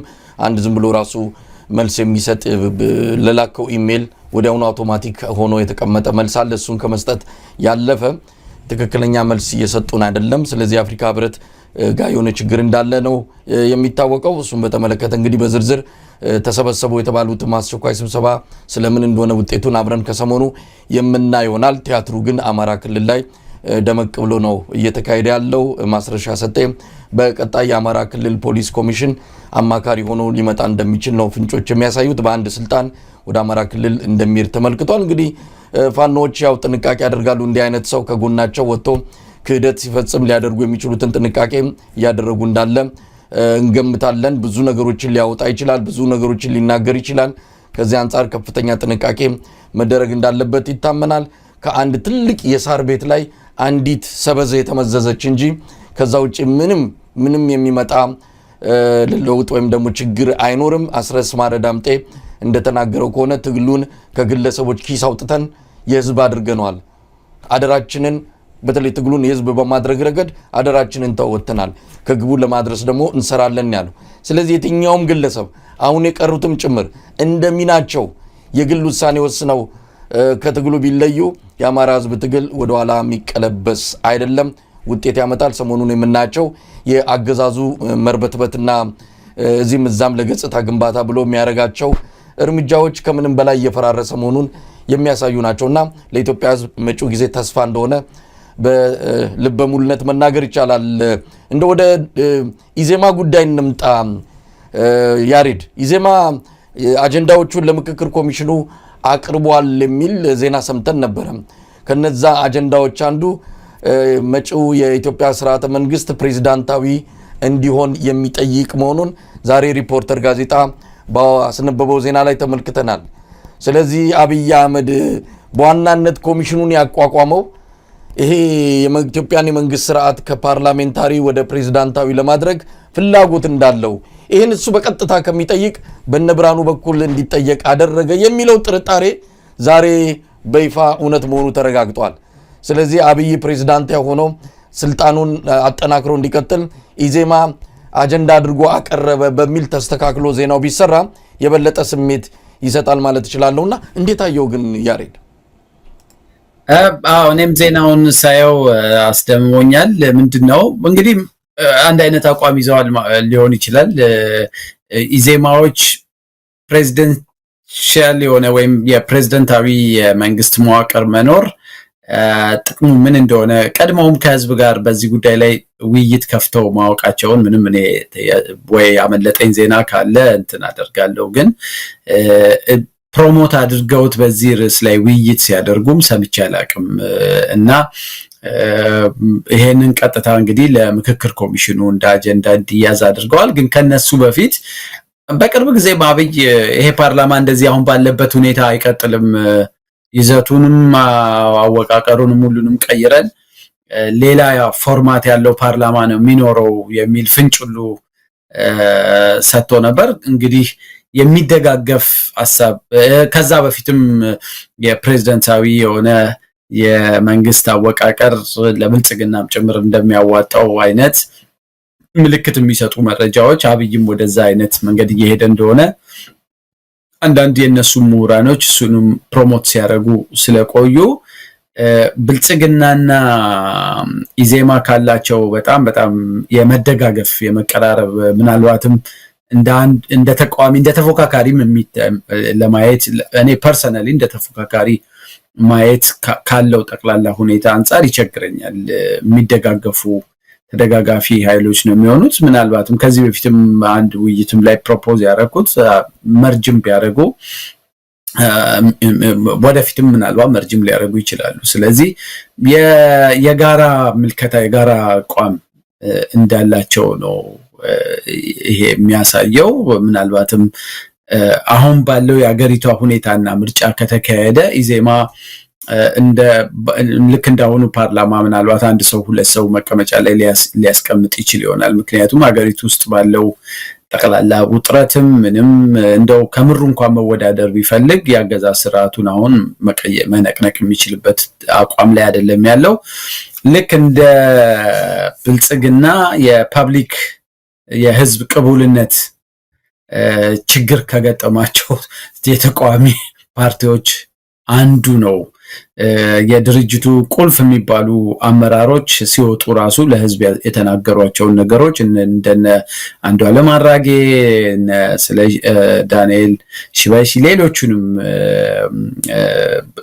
ብዙ ሰዎች መጥቀስ ይቻላል እና ሲወጡ ቁልፍ አመራር ላይ የነበሩ ሰዎች ይሄ ድርጅት ካገዛዝ ስርዓቱ መለየት የምንችልበት ምንም አይነት እንትን ላይ አይደለም ስላሉ ብዙም አላስገረመኝም። ትልቁ ነገር ብልጽግና የአገሪቷን ቀጣይ ፖለቲካ ይዞ እንዲቀጥል በደንብ ወገባቸውን ታጥቀው ፕሮፌሰር ብርሃኑ ጨምሮ አብዛኛዎቹ ሰዎች እዛ አካባቢ ያሉት ስለሚሰሩ የተደጋጋፊ የሆነ ነገር ነው ያለው። የዚህ የናሽናል ዲያሎግ ኮሚሽኑ ላይ ራሱ ሌሎች ፓርቲዎች ያነሷቸው የነበሩትን ሲሪየስ የሆኑ ኮንሰርኖች ኢዜማ ብዙም ሲያነሳ ሰምቼ አላቅም። የአገዛዝ ስርዓቱ የሚፈጽማቸው ትላልቅ ግድፈቶች ላይ በመደገፍ ነው ሲቆሙ የምታያቸው። ስለዚህ የስም ለውጥ ካልሆነ በስተቀር እኔ ክሪቲካል ሰፖርተርም አይደሉም፣ በቃ ሰፖርተር ናቸው።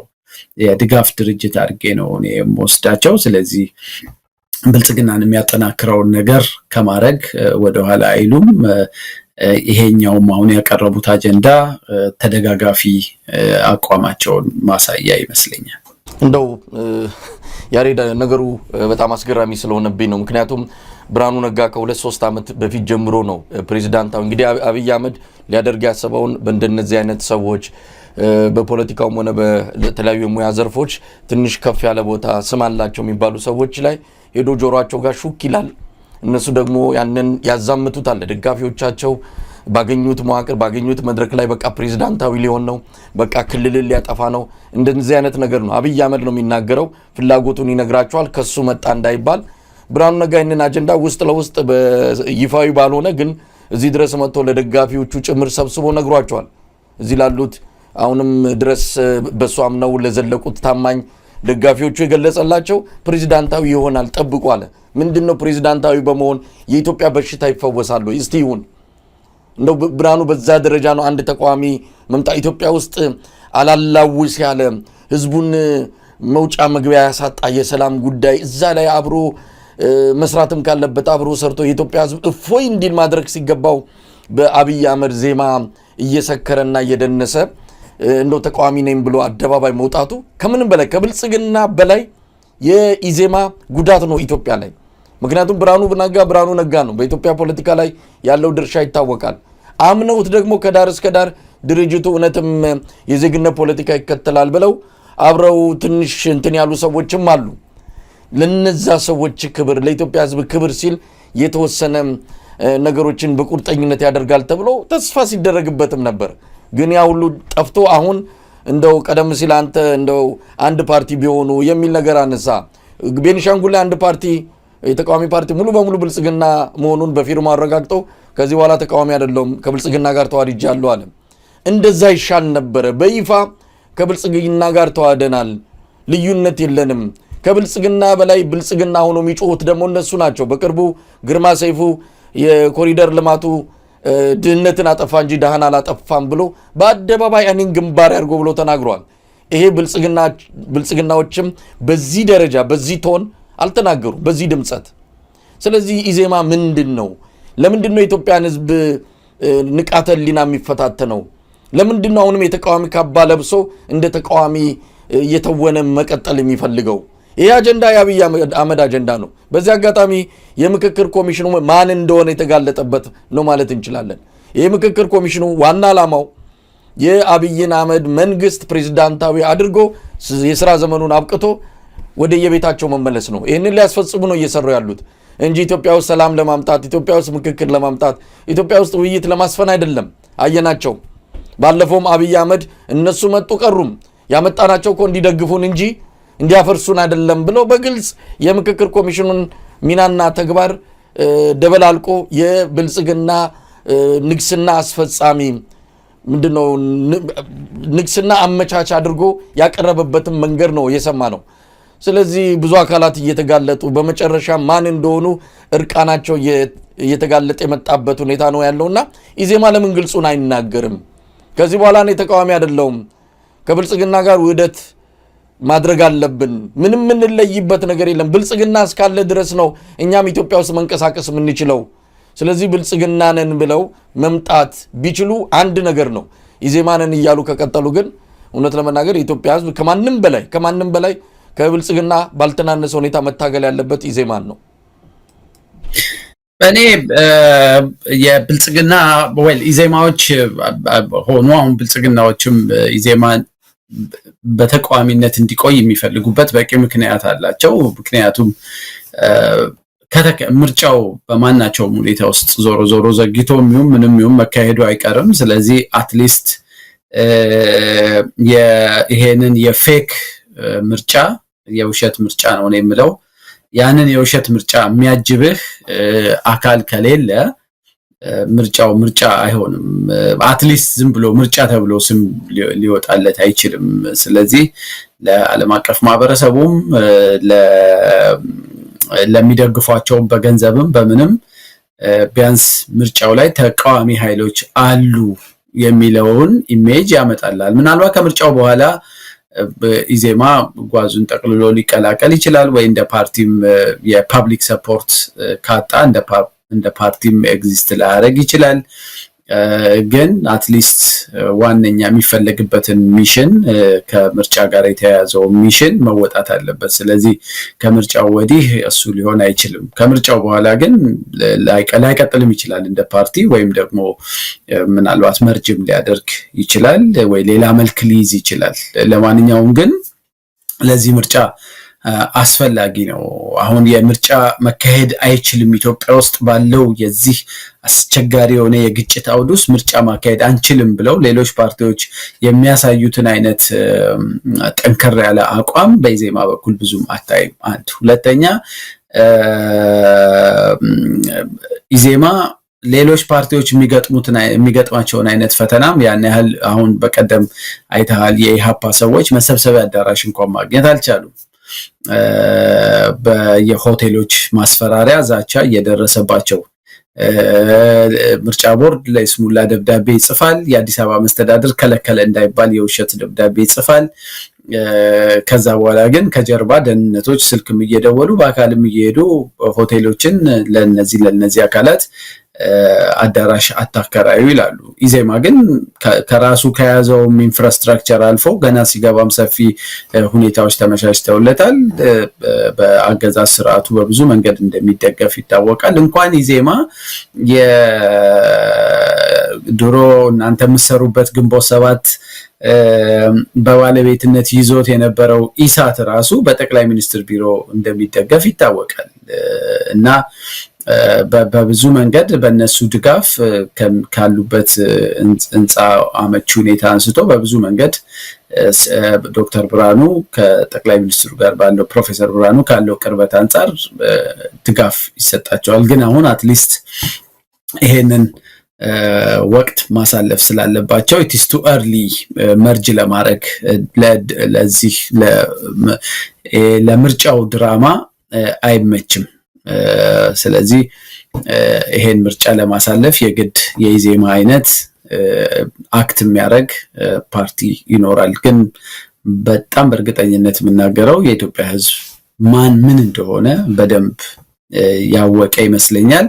አይ ቲንክ ይሄንን ነገር ኢን ብላክ ኤንድ ዋይት ከይሉንታም ከምንም ወጥተው እነዚህን ችግሮች ፊት ለፊት መነጋገር ያስፈልጋል እና ትልቅ ታኮ ነው የሆነው ለብልጽግና እንዳይንገዳገድም ምንም እንዳይል ድጋፍ በተለያዩ መንገዶች የሚያደርጉት ድጋፍ እንዳለ ሆኖ በሚዲያ በፕሮፓጋንዳ ጭምር ድጋፍ የሚሰጡ ሰዎች ናቸው እዛ አካባቢ ያሉት ኢንክሉዲንግ ኢሳት።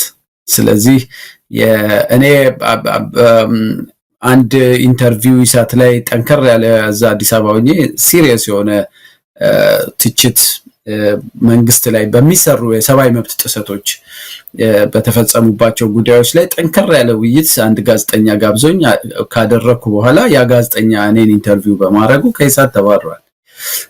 ለእንዴት ያሬድን ጋብዘህ በዚህ ደረጃ መንግስትን ታስተቻለህ ተብዬን የተባረርኩት ብሏል።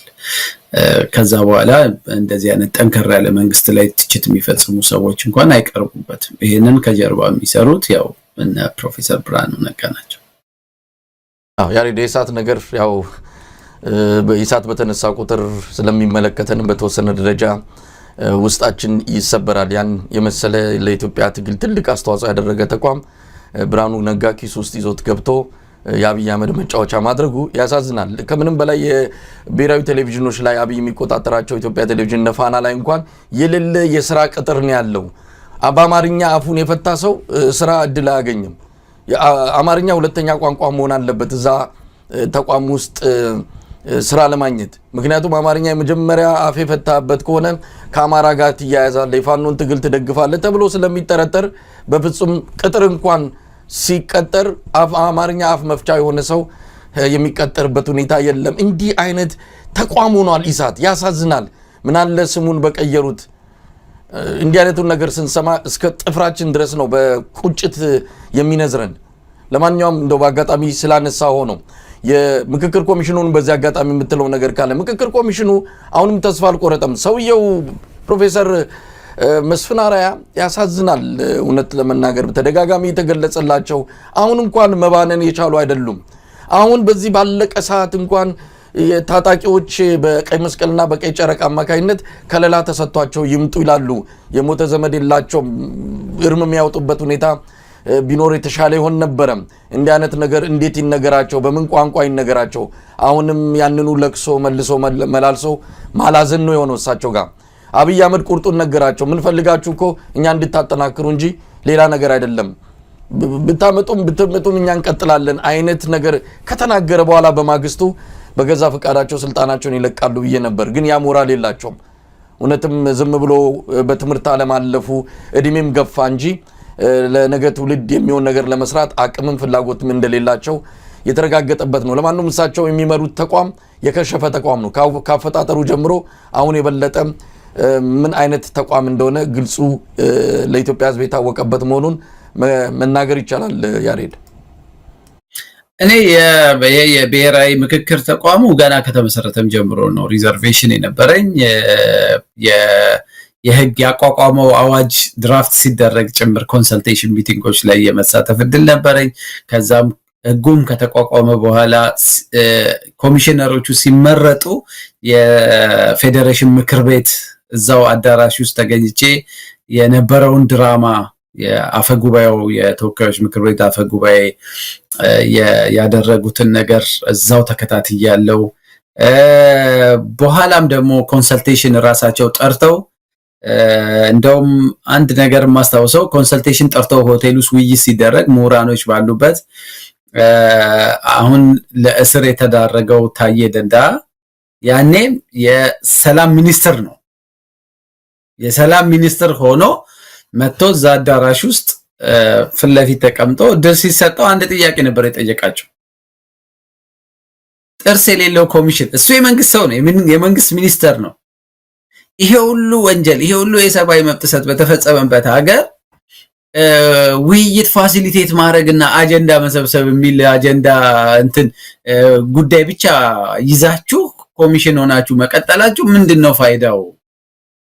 እውነት እንዲወጣ፣ ፍትህ እንዲገኝ፣ አካውንታቢሊቲ እንዲኖር የሚያረግ ስልጣን መንግስት የኔ መንግስት እኔ ያለውበት መንግስት ሳይሰጣችሁ ስልጣናችን እቺ ብቻ ነች ካላችሁ ምንድነው እናንተ አጀንዳ መሰብሰባችሁ ምን ልታረጉት ነው? በኋላ በህዝብ መካከል ውይይት ስላደረጋችሁ ምንድነው ፋይዳው ብሎ እዛው እኔ አይ ቲንክ ይሄ ሪከርድ የተደረገ ነገር ነው።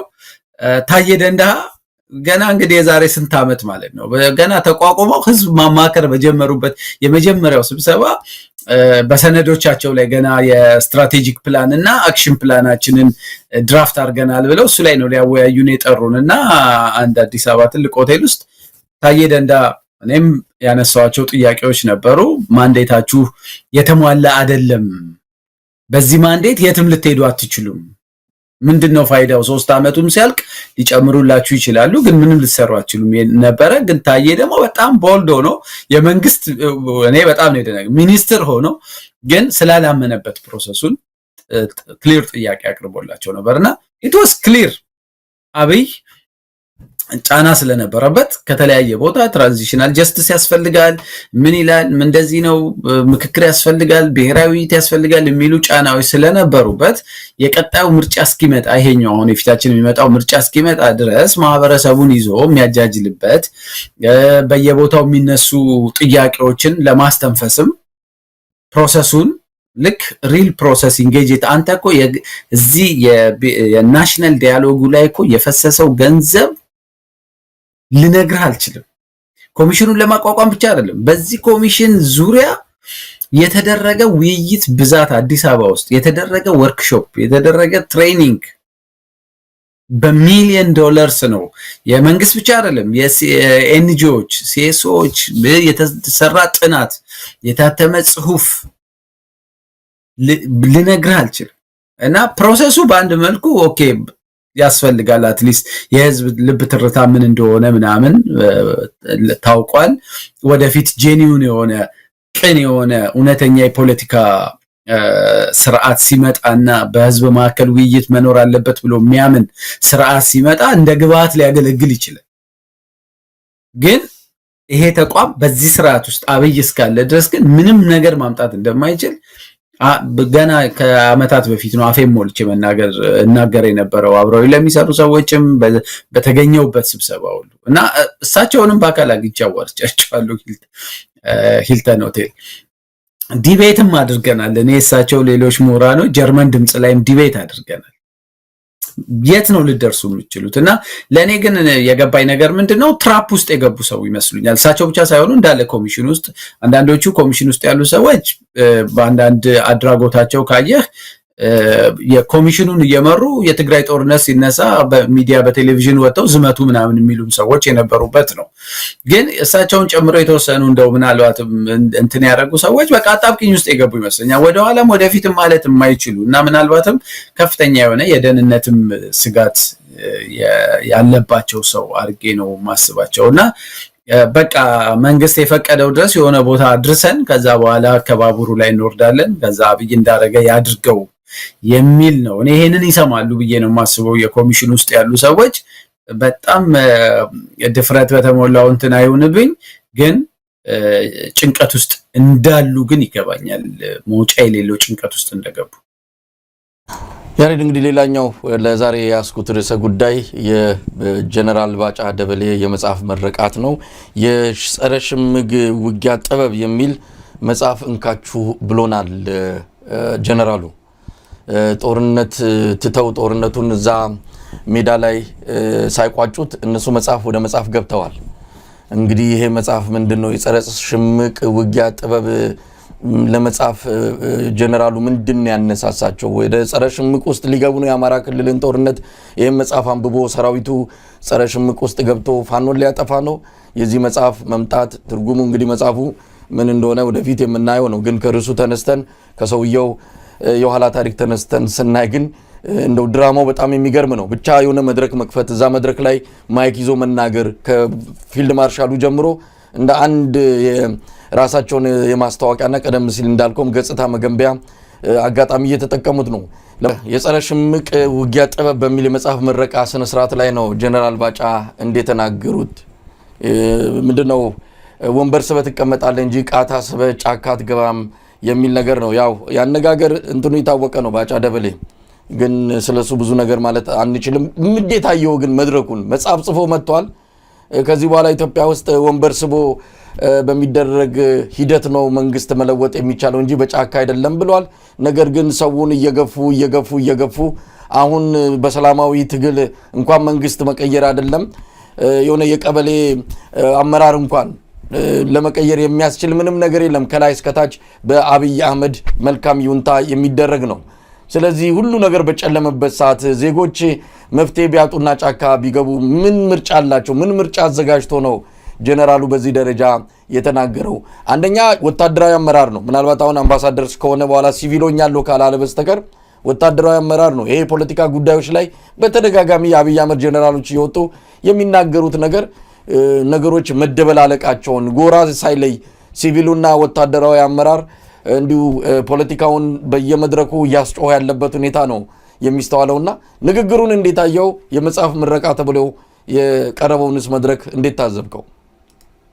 እኔ ገና መጽሐፍ ባጫ መጽሐፍ አሳተመ ሲባል ዜናውን ሳይ የሰማ እንትን አይምሮ ውስጥ የመጣው ነገር ይሄ ሰውዬ በተከታታይ ባለፉት ስርዓቶችም ውስጥ ከወጣትነቱ ጀምሮ ከኪነትም አንስቶ በውትድርናም በምንም ውስጥ እስከ ጀነራል ማዕረግ የደረሰ ሰው ስለሆነ የህይወት ታሪኩን ጽፏል። በቃ እና የህይወት ታሪኬን አንብቡልኝ እስከ አምባሳደር ከኪነት እስከ ወታደር ከዛ ጀነራል አምባሳደርነት ያለውን የረጅም ጉዞ የህይወት ታሪኬን አንብቡልኝ ይላል የሚል የዛ አይነት መጽሐፉ እንደዛ ይሆናል ብዬ ነበር ያሰብኩት። እና አሁን ደግሞ ርዕሱንም አልሰማው ነበር። አሁን አንተ ርዕሱን ስትነግረኝ ነው ፈገግ ያልኩት።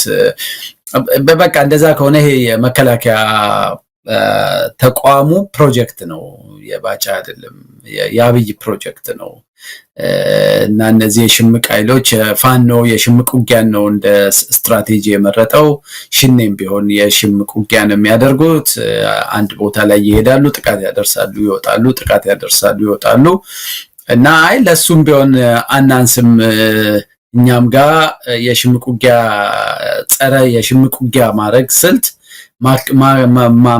ማምከኛ ስልቱ በእጃችን ነው የሚል ነገር ጽፈው እንግዲህ ይህን መጽሐፍ ወታደር ካልሆነ ሌላ ሰው ማንም ሊያነበው አይችልም። የጸረ ሽምቅ ውጊያ ስልት እኔ ወይ አንተ ወይ ሌላ ሰው ምን ሊያደርግለት ያነበዋል? የሚዋጋ ነው የሚያነበው። ስለዚህ ለዛው ለመከላከያ ሰራዊት አባላት የተዘጋጀ በየቦታው ለሚሰማራቸው ወታደሮች የህይወት ታሪኩም ቢሆን አውት ኦፍ ኪዩሪዮሲቲ ማንም ሰው እኔም አንተም እግረ መንገዳችንን እየዘለልንም ቢሆን ልታነበው ትችላለህ። ማናቀው የጀነራል ባጫ ገጽታ ብለህ ልታነበው ትችላለህ። ግን ይሄ ግን በቃ ጀስት ለመከላከያ ሰራዊቱ የተዘጋጀ እንደ ማኑዋል በለው በባጫ ስም እንደ መጽሐፍ ህትመት ተደርጎ የወጣ ነው። ስለዚህ ይሄ ለመከላከያ ሰራዊት የተጻፈ እንደ ጋይድላይን አይነት አድርጌ ነው እኔ የማስበው። ሰርኩሌሽኑም ለመከላከያ ሰራዊት ነው። ግን እግረ መንገዱን የሚያሳየው ነገር ምንድነው? በቃ እነዚህ ሰዎች ዚያ ዲተርሚንድ ሀገሪቷን በቀጣይ በተሰጣቸው በሚኖሩበት ጊዜ ሁሉ ከጦርነት ውጪ ኢትዮጵያን ይዘዋት እንደማይቆዩ ቀጣይ ውጊያዎች ውስጥ ሁሉ ለአመታት እዚህ ጋር እንዴት አድርገህ የጸረ ሽምቅ ውጊያን መጽሐፍ ታሳትማለህ፣ እዚህ ጋር የሰላም ድርድር ታደርጋለህ። እዛው አዲስ አሁን የባጫ ንግግር እኮ ስትመለከት ልክ የኢትዮጵያ ፖለቲካ ውስጥ የሰላማዊ ትግል ውስጥ የፖለቲካ ኃይሎች ተቃዋሚ ኃይሎች ቁጭ ብለው ከመንግስት ጋር በጠረጴዛ ዙሪያ መወያየት የሚችሉበት የፖለቲካ ድባብ የዲሞክራሲ ባህል ያካበቱና እንዴት ይሄን የመሰለ የመወያያ መንገድ እያለ ወደ ጫካ ትገባላችሁ የሚል ነው የሚመስልህ።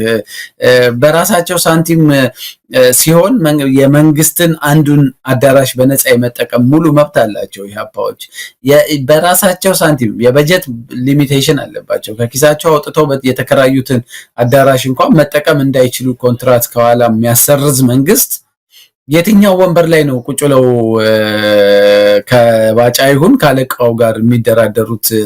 የፖለቲካ የተለየ የፖለቲካ አስተሳሰብ ያላቸው አካላት መች የመጀመሪያ የፖለቲካ ማዕቀፉ መች የተለየ ሐሳብን ሲያስተና እንኳን ፖለቲከኛ ሆነ የተለየ የፖለቲካ አጀንዳ ይዘህ መተህ አይደለም ጋዜጠኛ እያሳደደ የሚያስር የራሳቸው ሚኒስትር ታዬ ደንዳን ዘብጥያ ያወረዱበትን ክስ ማየት ይቻላል። በቀለኝነታቸውን እኮ የምታየው ጋዜጠኛ ታዲዮስ ታንቱን ገና ለገና የጥላቻና የስድብ ንግግር ማክሲመም 3 ዓመት ያስፈርድባቸው ነው እሳቸውን ይዘው የሚበቀሏቸው። ስለዚህ በቀለኛ ለስልጡንና ለሰላማዊ ፖለቲካ ምንም አይነት ሩም የሌለው በየተገኘው አጋጣሚ ሁሉ ኑና እንጋጠም የሚሉ ጀነራሎች እና ጠቅላይ ሚኒስትር ባለበት ሀገር የባጫ ንግግር ዝም ብሎ ድንፋታ ነው፣ የአምባገነኖች ድንፋታ ነው። በሱ ንግግር ውስጥ መንግስቱን ያለው በሱ ንግግር ውስጥ በየሌላው ሀገራት ያሉትን አምባገነኖች እና ኢንክሉዲንግ የራሱን አለቃ ጠቅላይ ሚኒስትሩን ነው ማይበትና ድንፋታ ነው።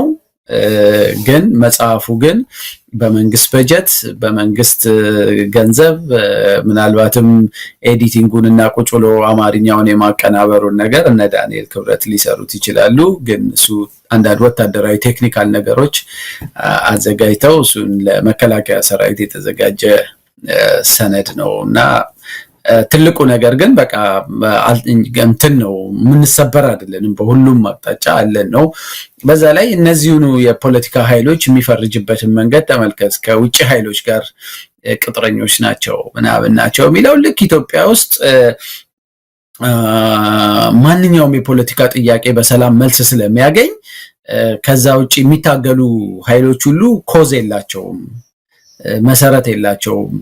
ተከፍሏቸው ለሌሎች የውጭ ኃይሎች ጉዳይ ለማስፈጸም የመጡ አድርጎ ማሰብ ራሱ ያገዛዝ ስርዓቱ በቃ ለእርቅም ለሰላምም የሀገሪቷን የፖለቲካ ችግር ስልጡን በሆነ መንገድ ለመፍታትም በብዙ ማይልስ ሩቅ ቦታ ላይ መቆሙን ነው የሚያሳየው የሱ ንግግር። ያሬድ ምናልባት ጀነራል ባጫ በምርቃት ምናልባት ተጨናነቀ ልበል፣ ምክንያቱም በቅርቡ ነው ውስኪ ቤቱን ያስመረቀው። እዛ ቦሌ አካባቢ ይመስለኛል፣ ቦታውን እርግጠኛ አይደለሁም። አንድ ውስኪ ቤት አስመርቋል፣ ከፍቷል። እንዳሁኑ ጀነራሎች አልቀሩም። አንድ ውስኪ በጣም ትንሹ ዋጋ 80 ሺህ ብር ነው አሉ የኢትዮጵያ።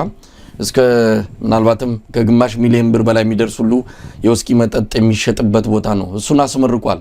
አሁን ደግሞ መጽሐፍ አስመረቀ። በሚቀጥለው ምን ሊያስመርቅ እንደሚችል አናቅም። ሰዎቹ ነገር አለሙን ትተዋል። የአብይ አህመድ ጀነራሎች ከዱባይ ሆነው ማዋጋት እንደጀመሩም ሰምተናል። ዱባይ ነው አርብ ሄዳሉ፣ እሑድ ማታ የሚመለሱበት። በፍጹም አዲስ አበባ ወይም ኢትዮጵያ ውስጥ ቅዳሜና እሑድን አሳልፈው እንደማያውቁ ነው የምንሰማው። የድሃ ልጅ ግን እዛ እየሞተ ነው ያለው። ምናልባት አሁን እንደ እፎይ ሊል ይችላል ሰራዊቱ የምንለው እንግዲህ የባጫ ደበሌን የጸረ ሽምቅ የውጊያ ጥበብ የሚለው መጽሐፍ ኮርስ እንዲሰጠው ሰራዊቱ ለአንድ ወር ውጊያ አቁሞ ወደ ካምፑ ገብቶ ትምህርት ሲሰጠው በዛን ጊዜ እፎይ ብሎ እንደው ከጦርነቱ ይሄንን መጽሐፍ ስልጠና ሊሰጠው ይችላል። ከዛ በኋላ ተመልሶ ወደ ጸረ ሽምቅ የውጊያ ስልት ገብቶ እንግዲህ ፋኖን ሊያጠፋ ምናልባት በዛ መልኩ የባጫ ደበሌ መጽሐፍ እንድንወስደው ከፈለጉ እንግዲህ መጽሐፍ አንብቦ በመዋጋት የመጀመሪያው አገዛዝ ሊሆን ይችላል ብልጽግና። አንድ ጦርነት ልታሸንፍ የምችለው መጽሐፍ አንብበ ሌላ ነገር አድርጋ አይደለም። አላማ ካለ ታሸንፋለህ። አላማ ከሌለ የትኛውንም መሳሪያ ብትታጠቅ አንድ ስንዝርም ወደፊት አትሄድም። ብልጽግና እየተሸነፈ ያለው አላማ በሌለው ጦርነት ውስጥ ስለገባ ነው። ቀደም ሲል ያልከውንም ለማጠናከር ነው። አብይ አህመድ እንኳን አይደለም በዲሞክራሲያዊ መንገድ እንኳን አይደለም በሐሳብ የበላይነት ሰሞኑን ዶክተር ሚልኬሳ ሚደጋን ሳነጋግረው አንድ ስብሰባ ላይ የተናገረውን አብይ አህመድ መቼም ወደ ስልጣን ከመምጣቱ በፊት ያላቸው ነገሮችም አሁን ተሰብስበው እየመጡ ነው። እንደ ህወሓት አውራ ብቸኛ ፓርቲ ኦህዴድ መሆን አለበት ኦሮሚያ ውስጥ ሌላ ድርጅት አያስፈልግም ብሎ የሚናገር በድፍረት እንደውም እነለማ ሌሎቹ በጣም ቅር ብሏቸው ነበር እንዲህ ሲናገር። እሱ ግን ሌላ ፓርቲ አያስፈልግም ነው። እንደውም እንደ ኤርትራ ምርጫ አያስፈልግም ሁሉ የሚል ሰው ነው። እንዲህ አይነት ሰው ነው አሁን በሐሳብ የበላይነት ሐሳብ ልዕልና እያለ ምንድነው ሰይጣንም ለአመሉ መጽሐፍ ቅዱስ ይጠቅሳል እንደተባለው አብይም ለአመሉ ሐሳብ ይላል እንጂ በሐሳብ ልዕልና የማያምን በዲሞክራሲያዊ መንገድ የማያምን እኔም ወደ ስልጣን መጣው የሚለው እናቴ ሰባተኛው ንጉስ ትሆናለህ ስላለች ነው ብሎ በህዝብ ተመርጦ በዲሞክራሲያዊ መንገድ አይደለም እንደዚህ አይነት የጥንት ጋሪዮሽ አካሄድን ተከትሎ ወደ ስልጣን የመጣ መሆኑን ለራሱ የነገረ ሰው ነው። ስለዚህ ምናልባት በመለኮታዊ ኃይል ካልወረደ በስተቀር ለራሱ የሚገባው በህዝብ ድምጽ ወይም ደግሞ በህዝብ ኃይል ወርዳለሁ ብሎ አያስብምና ባጫ ደበሌም ያለቃውን ሐሳብ ነው ያስተጋባው። ከዛ ያለፈ ትርጉም ያለው አይመስለኝም። ኦፌኮ ከአዲስ አበባ መውጣት አልቻልኩም፣ ስለዚህ ምርጫ መሳተፍ ለሁለተኛ ጊዜ ቦይኮት ማድረግ ስለማልችል እንደ ፓርቲ ደግሞ መቆየት እንፈልጋለሁ። ስለዚህ የኦሮሞ ፌዴራሊስት እንትን ነኝ፣ ግን ምርጫ ሙስ ከገባው አዲስ አበባ ብቻ ነው ምርጫ ላይ የምሳተፈው ብሎ መግለጫ ከሰጠ እንኳን ሳምንት አይሆነውም። ስለዚህ እኔ በቃ ይሄ ተስፋ ስቆርጥና አይን ያወጣ በአቴኒ ኮስት ያው ጨፍልቀንም ምንም ብለን እንቀጥላለን ብለው የወሰኑ ሰዎች ስለሆኑ የነባጫም ንግግር የጠቅላይ ሚኒስትሩን በተከታታይ ያደረጋቸውን ድፍረትም ንቀትም ለኢትዮጵያ ሕዝብ ንቀትም ጭምር የተሞላበት ንግግሮች አሉት እነሱን የያዘና በማናቸው መንገድ ማንም አይነቀንቀንም ያው እንቀጥላለን ከሚል መነሻ የመጣ ነው መጽሐፉ ግን ያው ብዙ አንድ የመከላከያ ፕሮጀክት አድርገው ወሰደው ብዙም ያን ያህል እንትን የሚል አይደለም ያሬድ ያጠቃለልን ነው ግን አንድ ጉዳይ ላይ እንደው ሐሳብ እንድሰጥበት በሚል ነው ሰሞኑን የኢሃፓ ስብሰባ ያው በእጃዙር ተከልክሏል ማለት ነው የምንችለው አልከለከሉም እንዳይባል የሰላምና ጸጥታ ቢሮ ፍቃድ የሰጠበት ወይም ደግሞ ጥበቃ እንዲደረግ የፈቀደበት ደብዳቤን አውጥተውታል እሱ ደብዳቤ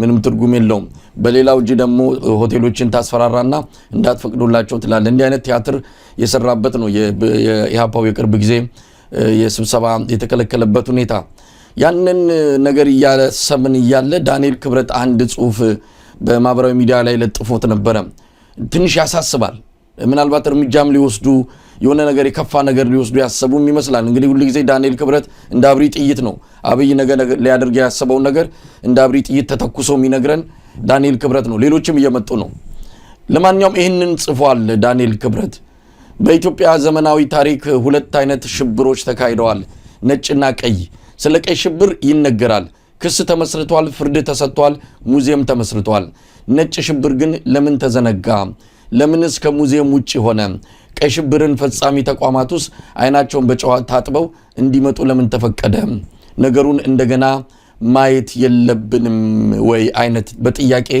መልክ ያስቀመጠው ነው ስለዚህ ሀፓ ብለው እየተንቀሳቀሱ ያሉት ዳግም መጥተዋልና እንዴት ነው የነሱን ጉዳይ ምናየው እንደው ወደ ፍርድ ቤት ወስደን በዛ ክስ ለምን አንመሰረትባቸውም ለምን ብቻ የሆነ ነገር አስቦ ነገር የታሰበ መሆኑን እየነገረን ነው ዳንኤል ክብረትና ምን አይነት ተፈጥሮ እንደሆነ የሱ ሰውዬ ግራም ያጋባ ነው ለማንኛውም እንዴት አየው ወደ ዳንኤል በኋላ እንመጣለን የኢሃፓው የመከልከል ነገር ይሄ እኔም ወዲያው ነው ሪአክት ያደረኩትና አንድ የኢዜማ ሰው በኢንቦክስ ለጊዜው ስም መጥቀስ አግባብ ስለማይሆን ነው ይሄን ያልከውን ደብዳቤ ልኮ ዝም ብለው ነው የሚጮሁት ይሄው መንግስት ግዴታውን ተወጥቶ ፈቅዶላቸዋል የሚል ደብዳቤ ሊከላከል የላከልኝ የኢዜማ ሰው በቃ እነሱ ዋና ስራቸው ብልጽግና መታደግ ሆነ ማለት ነው ኢዜማዎች አሁን ደግሞ በሶሻል ሚዲያም የአገዛዙ ሲምፓታይዘር ነው ባካልም ስለማቀው ለጊዜው ስሙን ሆልድ ያረኩት ለዛ ነውና ምንድነው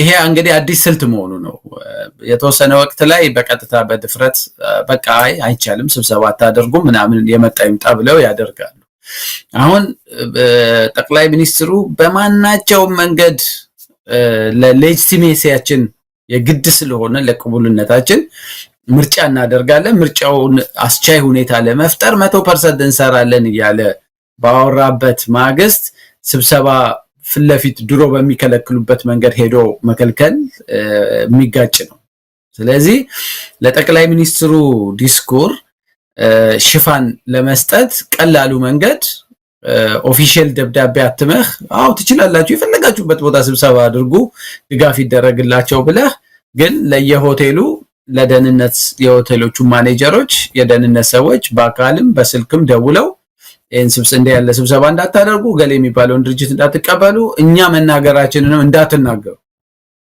የትኛው ሚዲያ ላይ ወጣችሁ ወይ ምናም መግለጫ የነን ብትናገሩ እርምጃ እንወስዳለን ካሏቸው አለቀ በቃ ይሄ በግልጽ እኔ እዛ አዲስ አበባ ሆኜ የተደረገ ነገር ለሌላ ሚዲያ ተናግሬዋለሁ አንድ ወቅት ላይ ትንሽ ውጥረት ጠንከር ባለበት ጊዜ ስቴት ኦፍ ኢመርጀንሲ ማልነበረም እና እኛ የሲቪክ ማህበራት የትኛውም ሆቴል ውስጥ ሄደን ለሆቴሉ ብቻ ቦታውን ቡክ አድርገን ገንዘብ ከፍለን ስብሰባ ማድረግ እንችላለን ማስፈቀድም መጠየቅም አይተበቀብንም እንደሱ አርጉም የሚል ህግ የለም ህጋዊ ማህበር ነን ለረጅም ጊዜ እንደሱ ነው ስናረግ የኖር ነው ከዛ አንድ ወቅት ላይ በየሆቴሉ ስብሰባ እንትን ልናረግ ስንል ሆቴሎቹ የሆቴል ማኔጀሮቹ አይ ከየወረዳው ወይም የሰላምና ጸጥታ ቢሮ የድጋፍ ደብዳቤ ማንንም ካላመጡ የሲቪክ ማህበራት ይሁን ማንንም የማንንም ስብሰባ እንዳትቀበሉ ብለውናል አሉ ከዛ ወዲያው ሄደን የተወሰኑ ሆቴል ማኔጀሮችን ሰዎቹ ችግር ላይ እንዲወድቁ አንፈልግም የመንግስት ሆቴሎችን ጨምረን ስናናግራቸው በደንብ ሱፍ የለበሱ የደህንነት ሰዎች መጥተው መታወቂያቸውን አሳይተው የማኔጅመንቱን አስጠርተው ስብሰባ ያለ ሰላምና ደህንነት ፍቃድ ድጋፍ ደብዳቤ ማድረግ አትችሉም እንዳትቀበሉ ብለውናል አሉ። እኛ ማአት ፕሮግራም ይዘናል። ከዛ በኋላ ለቦሌ የሰላምና ጸጥታ ቢሮ እኔ በራሴ ፊርማ ደብዳቤ አስገባው። በየትኛው የሀገሪቷ ህግ መሰረት ነው አንድ የሲቪክ ማህበር ሆቴል ውስጥ ስብሰባ የአደባባይ ቢሆን እሺ መንገድ መዝጋት ያስፈልግ ይሆናል፣ የፖሊስ ጸጥታ ያስፈልግ ይሆናል ምናምን። ሆቴል ውስጥ ግን እስከላለፉት አመታት ምንም ማንም ሳይጠይቀን ነው ስብሰባ ስናደርግ የነበር ነው። ስለዚህ ለምንድነው የተለየ ጥያቄ ከናንተ እንድንጠይቅ የተደረግነው? እሺ ይሁንና ግን ወቁልን አትሊስት እና ማውቃችሁንም ደብዳቤ ስጡን ብዬ ግን ቅሬታና በየትኛው የህግ መሰረት ነው እንድናደርግ የተጠየቅነው ብዬ ፈርሜበት ለቦሌ የሰላምና ጸጥታ ቢሮ አስገባን። ዝም አሉ። እኛም ሆቴሉ ጋር አስገብተናል ብለን ለሆቴሉ ግልባጭ ሰተናቸው ፕሮግራማችንን እናደርጋለን ብለን እስከ መጨረሻው እንትን አደረግን። አንድ ቀን ሲቀረው ስንደውልላቸው እኛን አይመለከተንም ሂዱና የአዲስ አበባ የሰላማዊ ሰልፍ ምናምን ጠይቁ አሉን። እዛ ደግሞ ሰው ስንልክ አይ ይሄ እኛን አይመለከተንም አሉ። ያመጡትን ያምጡ ብለን ሄድን። የውጭ ሰዎች ዲፕሎማቶች ምናምን ስለነበሩ ስብሰባ ላይ አረበሹንም ተካሄደ። ግን በዛ ምክንያት የተደናቀፉ ድርጅቶች ያውቃሉ። አንዳንዶቹን እንደውም በአካል ሁሉ ገብተው የምታደርጉትን ስብሰባ ቀድማችሁ አላሳወቃችሁንም የሰላም ጉዳይ ምናምን ስላለበት ብለው ሰው ፖሊስ መድበው ፖሊሶቹ የገባው ፖሊስ ስብሰባው እስኪያልቅ እዛው አዳራሽ ውስጥ ቁጭ ብሎ እንዲከታተሉ ሊያደረጉበት ጊዜ አለና ይሄ የታወቀ አሁን ደግሞ የታወቀ ስልት ነውና ደብዳቤም የተጻፈው ሆን ተብሎ ነው። እናንተ ደብዳቤ ጻፉ፣ በመንግስት በኩል ኦፊሻሊ የተደረገ እንቅፋት የለም። ግን የደህንነት ቢሮ ግን በጎን ሄደው ሆቴሎቹን ማስፈራራት ይሄን ፕሮግራም ሰርዙ። ከስካይላይት ሆቴል የተሰረዙ ፕሮግራሞች አሉ በደህንነት ቢሮ ማስጠንቀቂያ አንድ ቀን ሲቀራቸው ምናምን ይሄ ዜና ስለማይወጣ በየሆቴሉ አትችሉም ተብሎ እኛ የሻማ ማብራት ፕሮግራም ላንዲት በግፍ ለተገደለች ልጅ ሆቴል ውስጥ ተዘጋጅቶ